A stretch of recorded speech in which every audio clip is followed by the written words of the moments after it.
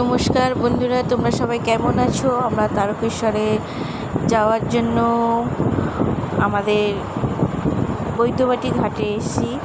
ঘাটে স্নান হয়ে গেছে, একটু গামছাটা ভালো করে জল ঝরিয়ে নিচ্ছি।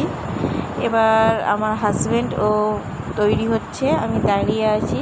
দেখো চারপাশে কত মানুষ এসছে, সবাই বাবার কাছে যাবে জল ঢালতে। দেখো আমাদের কিছু ছবি।